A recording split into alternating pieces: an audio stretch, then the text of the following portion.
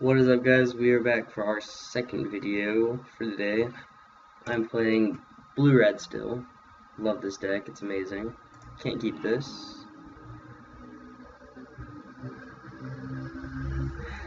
Not an exciting hand. Don't think it's keepable as well. We're on the draw again. So yeah. 2 game ones where we mulligan to 5. Let's see how this works. Oh hey, we are playing against what looks to be mono green this time. This is actually the mono green Stompy or beatdown. I can't remember what its actual name is. Let's see, how's my lighting? That's kind of bright. Yeah, okay. That worked.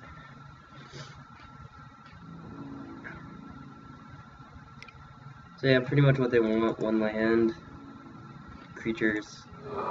We'll see if he plays Pit Skulk, no, Metal Signal. Okay, so maybe not a perfect, but definitely not a terrible hand, I'm sure, for the mono green players out there. I've been meaning to build this deck. I just kind of haven't got around to it. I don't know if I would excel with it.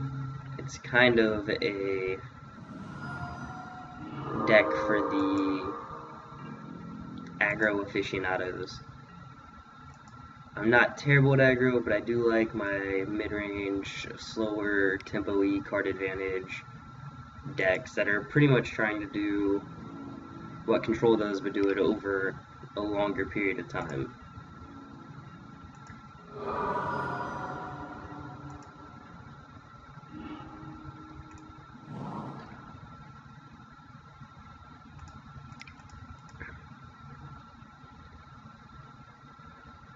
So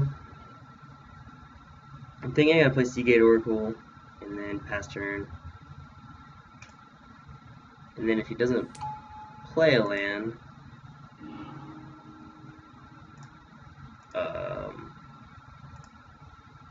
I'll feel inclined to Flame Slash Seagate Oracle next turn. So it falls off and then he has to tap out for Rancor again.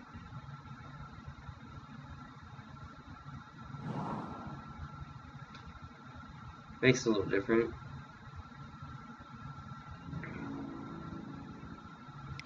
He could double Groundswell.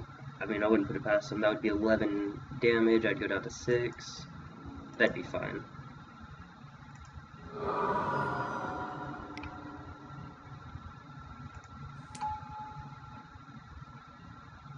Ooh.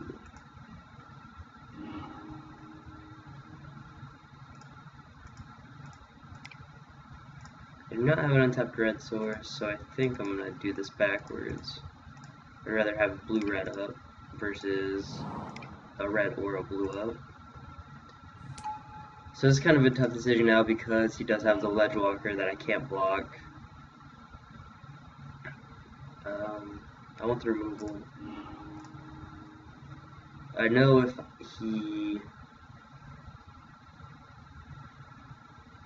I kill the young wolf, he'll definitely put the Rancor onto the Ledgewalker, but I can't really avoid to not do that. I mean, it's gonna happen eventually. I have to block it sometime.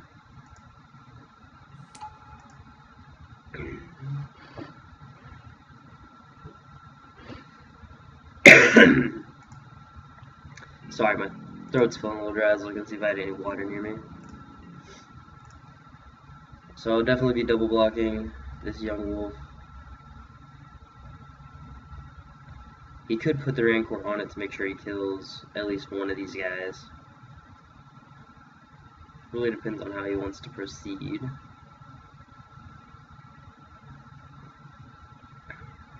I can't remember how many Ledgewalkers they play. I'm pretty sure they only play 4, but I'm not Ledgewalkers, but like hexproof guys. I'm pretty sure they only have the Ledgewalkers. So I'm wondering if it's worth it to bring in Electricity at all. If I do, I might bring in 2. So I think he's representing Buff Spell.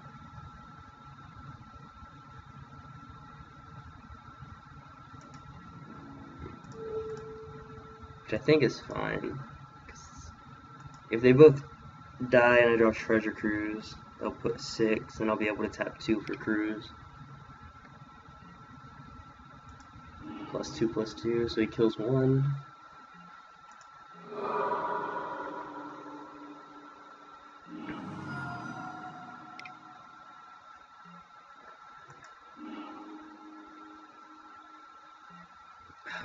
Yeah, it's pretty rough.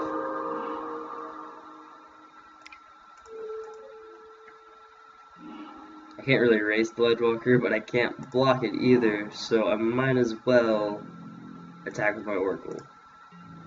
How do you like this little poke? That'll teach him.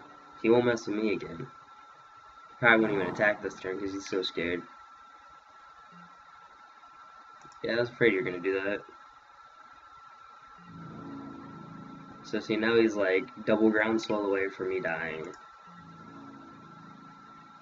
So I think I'm dead next turn.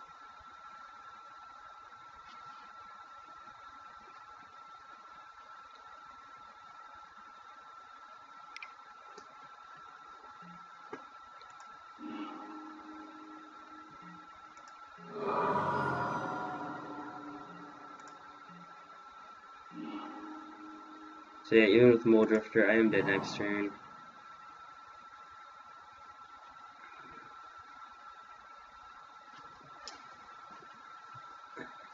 So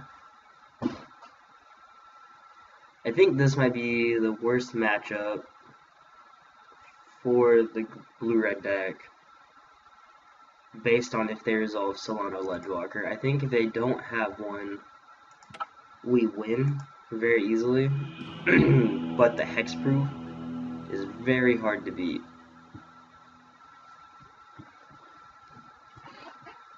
I could play Curfew. That wouldn't be terrible. It's not an exciting play, but I think it's correct as far as it goes. I think I want all my good removal, dropping Electrickery, and then Curfew being a way to deal with the Ledgewalker. I do feel like, while it's not exciting, it is kind of tempo-y because I think he's going to plan on using that card to beat me most of the time.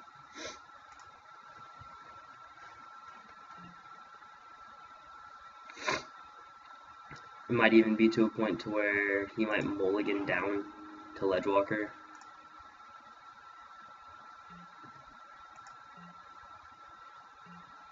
Or he'll just keep an amazing 7-card hand.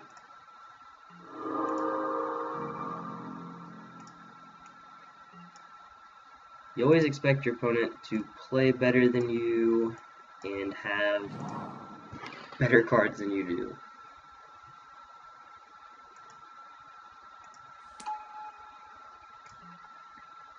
Untap target creature. There's something broken that this deck does with Quarian Ranger, and I'm not sure what it is. But I don't think I can allow it to happen. So, removal spells galore. Oh my god, none.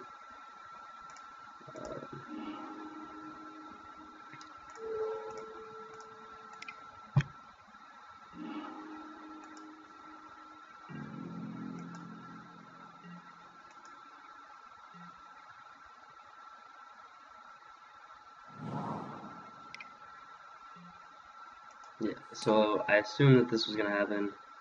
Next turn, hopefully, I can get him to try to play a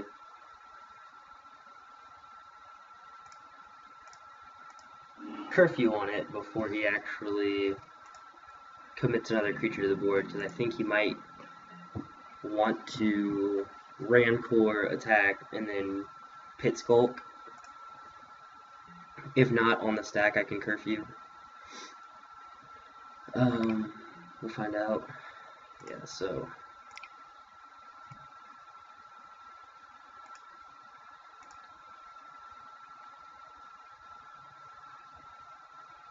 this way.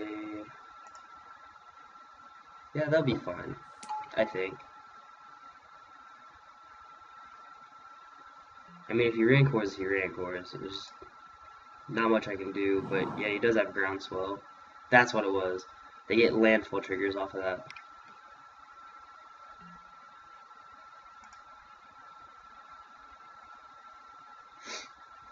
I remembered.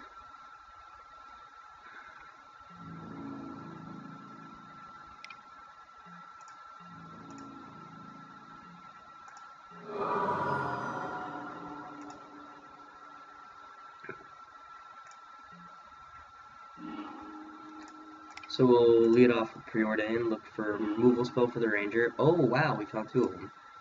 That's not terrible. I am a fan of this.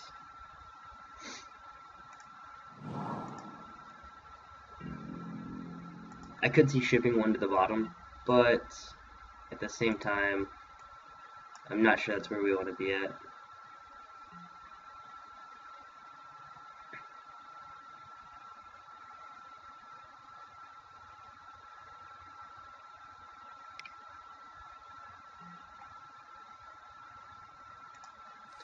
So now we'll expect to see him pick up his forest and play it again, and then move to combat. He might even equip it. I wouldn't be surprised if he equipped it.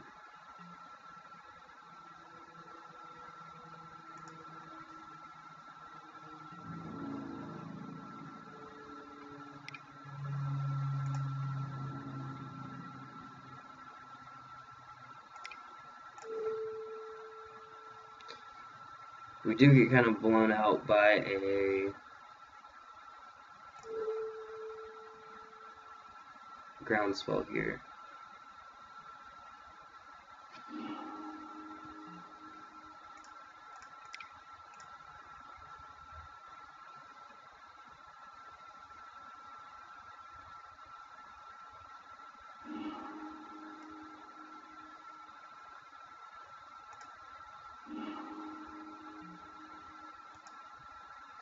That's kind of funny how it hits the graveyard and then like the equipment stays there.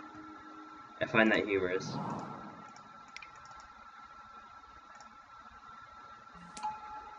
I would now like to draw treasure cruise off the top of my deck, please.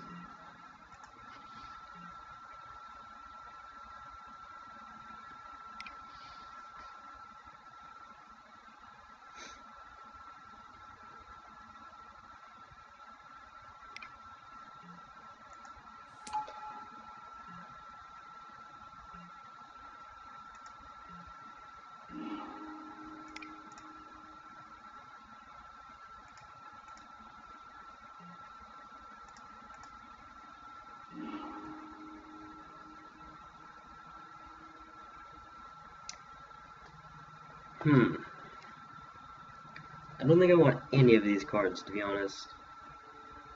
Usually I'm ecstatic for the removal, but I think I want more library manipulation at this point of the game. I really just want to find cards that let me find cards, because I want to be able to pick exactly what I need out of my deck. So I think I'm just going to return this in any order and shuffle my library. And we're awarded with a Ponder.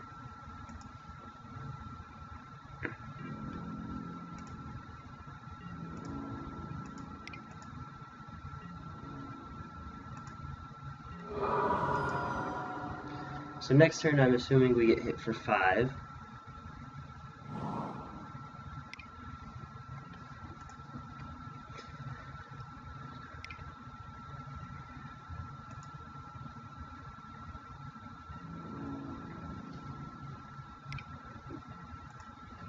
And then he plays Skargan Pit Skulk. Oh, Groundswell. Okay.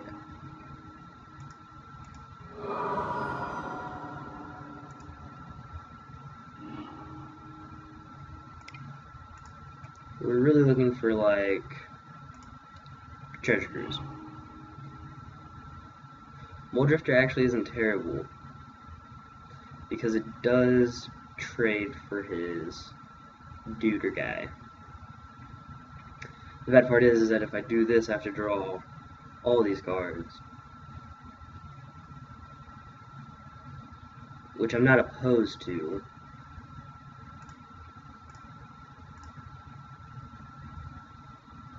I can't even hard cast that Mole Drifter, so I think I'm going to shuffle. Okay, so 3, 6, 9, 12. That is lethal, right? So 3. Okay, so 4, 5, 6, 7, 8, 9, 10, 11, 12, 13, 14, 15, 16. Awesome.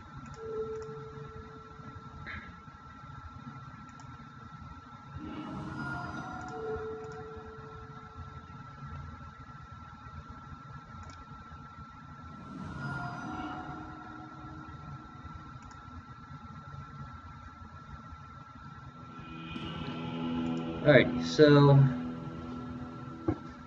it's not terrible. It's definitely not the greatest. The curfew helped a lot.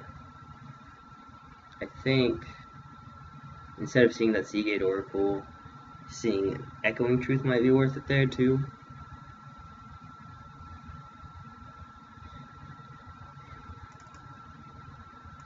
I think we can go down. I think I'm going to try a 2-2 split of Curfew and Electrickery, because he did have kind of a slow hand. But that Solana Ledgewalker is actually really punishing, and I think it's worth it to have the removal for it in my deck. So yeah, win, lose, or draw, I'm going to post this video.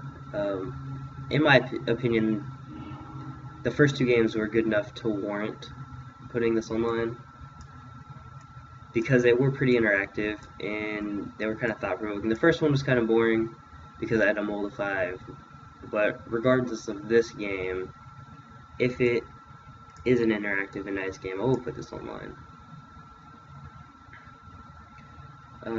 This is definitely keepable.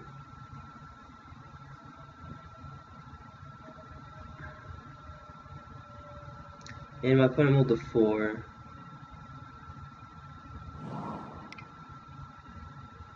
Young Wolf's really good against me.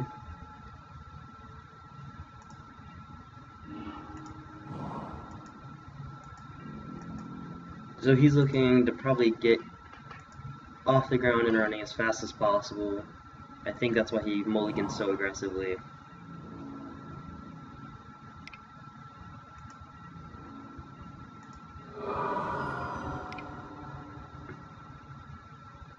Ledgewalker? Riverbow. Island Walk's pretty good against me. I can, however, not play islands. That is true. I can just not play an island. I think I want to kill his Riverboa right now while he can't regenerate it.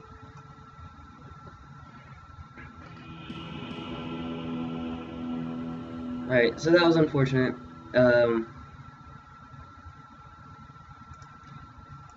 I think I'm going to go ahead and post this anyways. That last game, honestly, was kind of like the first game, but that second game was really good. I'm going to go ahead and I'm going to try to look for any sort of video editing software. I'm going to try to make it to where if I do get really good games like that, I can edit it out. But it's also really important to have seen this matchup, although it's just one incident and we both had bad game 1s and 3s. In game 1, you saw how backbreaking the Solana Ledgewalker was. Had it not had hexproof, I could have won that game, but the fact that it had hexproof and it could beat in for so much every turn that it was backbreaking. Ways to counteract this would be like playing counterspells. Mana leaks wouldn't be bad against the mono green Stompy list, because they do play such a landlight deck. That's why he probably mulliganed to 4, is because there's no like deck manipulation. It's like he plays probably somewhere around 16 to 18 lands, and he's looking for a 1-land hand with playable spells. And if he gets a 1-land hand that has all pump spells and no creatures, he has to mulligan. If he gets a 6-card hand with no lands, he has to mulligan. And like, although they seem like they're not going to be very common, they are going to happen, and they are going to happen pretty frequently. Probably 40% of the time he has to mulligan down to 6. Which seems like a weakness to the deck, but the deck just has so much raw power that it's kind of worth it, you know, like the uh, the juice is worth the squeeze. um, but yeah, so I can see going forward with the deck, with the Izzet deck, that you're gonna have to find a way to deal with enchantments. There's a lot of ways to do it. I find curfew, or not enchantments, but hexproof. There is tons of ways to do it. You could splash white. It's not terrible. You could splash white for literally um, one card, like I kind of do with my Tron list. You know, you can play multiple copies of that card. The original list for this deck is playing Izzet Boiler Works with the Saltwater Cliffs. They're not playing the gates. They don't think they're powerful enough. I think the gates actually help me and enable me to win most of my games because I'm a turn behind, but everything in my deck costs 1, 2, and 3 mana. And, you know, all my removal in my deck costs 1 mana, so it's kind of big. I definitely feel like Curfew is a great way to tackle it. You can play Echoing Truth, which is a great way to counteract multiple cards with the same name, so it's good against both token decks and both decks that play stuff like Rancor. You can bounce a creature in response to a targeting, or you can just bounce multiple Rancors on one creature or on different creatures and set up profitable blocks to trade. So your Seagate Oracle blocking a 3/1 Young Wolf versus your Muldrifter blocking a 3/1 Solana Ledgewalker, you could play the Echoing Truth and, you know, not trade with both creatures, but kill the Ledgewalker outright and then trigger Undying on the Young Wolf. Now that's to say that your opponent is tapped out and he doesn't have any buff spells or any Might of Old Corrosives that can give it hexproof. So going forward with the deck, you have to keep in mind that your weakness is probably the hexproof deck. It's going to be mono green Stompy. Anytime they have a good keepable hand, I think that matchup's going to be very 50-50. It's going to be, do they have the Ledgewalker and can they empower it and can you do anything about it? So playing the Electricities and sideboard is going to be huge. There again, I did up my Electricity count to 4.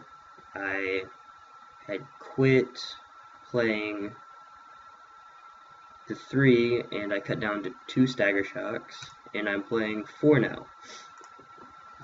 I feel like it's helped a little bit. I've only played about 5 games with the new sideboard. The deck is just very powerful by itself. I don't feel like you actually have to change the main board that much. You just kind of tailor and tune it for certain matchups. As you saw in the mirror match, that the game is pretty much dictated by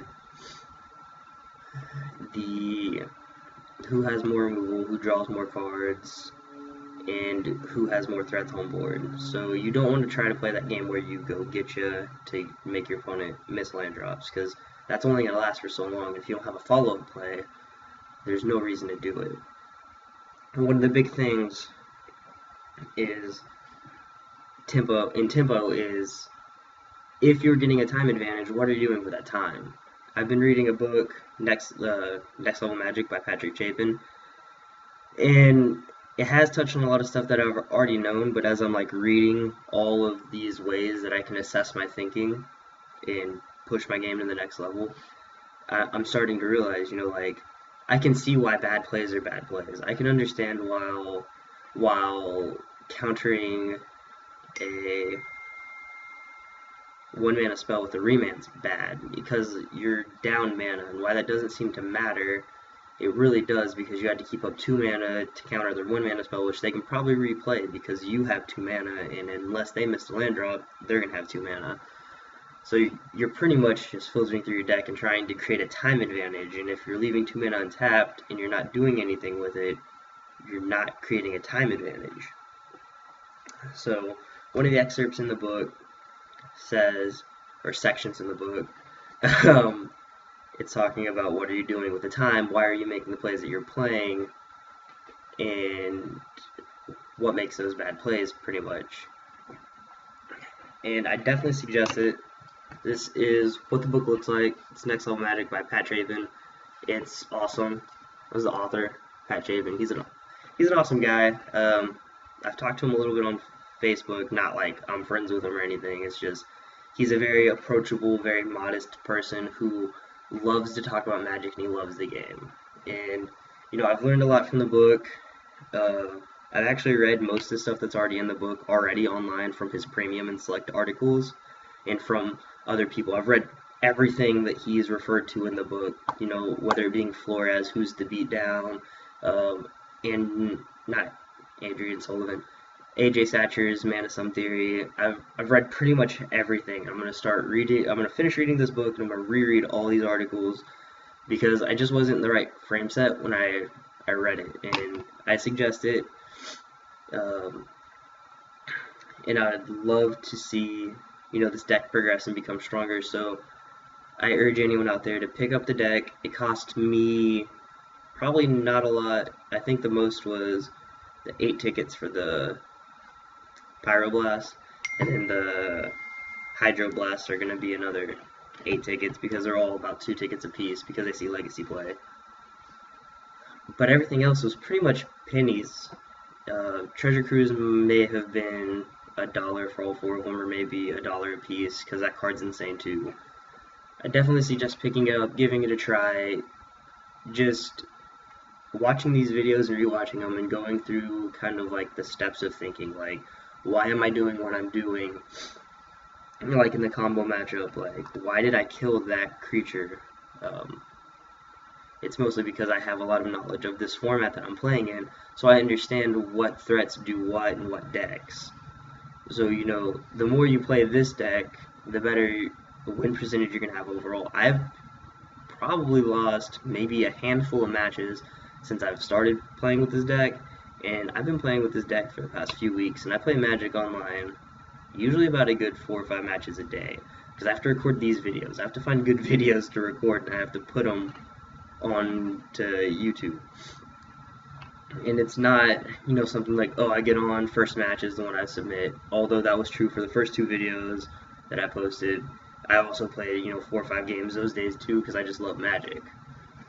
Oh, anyways, I'm kind of rambling, but yeah, Next Level Magic, it's a great book. I suggest you guys pick it up. It's not really changed the way I look at the game. It's definitely put new things that I already knew in perspective because I'm reading it, out loud to myself whenever I feel like it, whenever I'm in the mood. I don't go and just,